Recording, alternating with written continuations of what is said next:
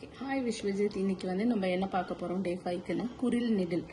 அது எப்படி இன்னைக்கு கண்டுபிடிக்கிறோம். குரில் சவுண்டு, அது சின்னதாக சவுண்டு இருந்ததுன்னா அது குரில், கொஞ்சம் நீடிச்சு சவுண்டு கொடுத்தோன்னா அது நெடில். ஓகேயா? அதுக்கு இது என்னது? இது ஒட்டக்கொம்பு. ஓகே, இது குறிலா நெடிலா?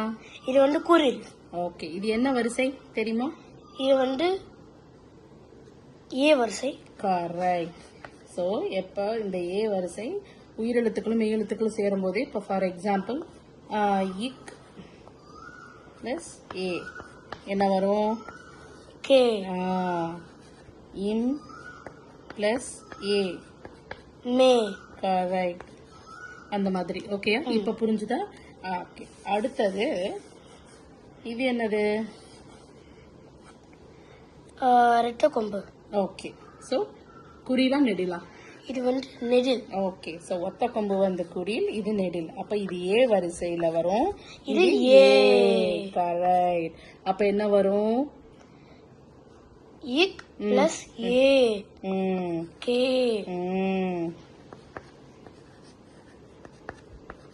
கே. ஓகே, இத்து பிளஸ் ஏ என்னது? டே. புரிஞ்சுதா இப்போ? புரிஞ்சது மேம். அடுத்தது இதே ஒத்த கொம்பு இப்படி கால் வாங்கியிருந்தா என்ன வரும்?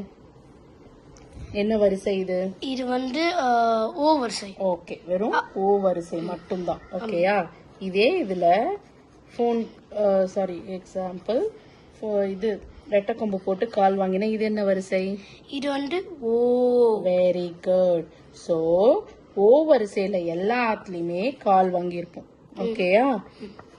ஓகே, இது குறில், இது நெடில். எக்ஸாம்பிள் கோ ஓ வரிசை, சோ ஓ வரிசை, கோ கோ, சே சோ. புரிஞ்சுதா இந்த டிஃபரன்ஸ்? அதனால தான் நம்ம இது பண்ணக்கூடாது. இது மட்டும் போட்டோம்னா சே, இது போட்டோம்னா சோ, ஓ ஓ சவுண்டு வரும்.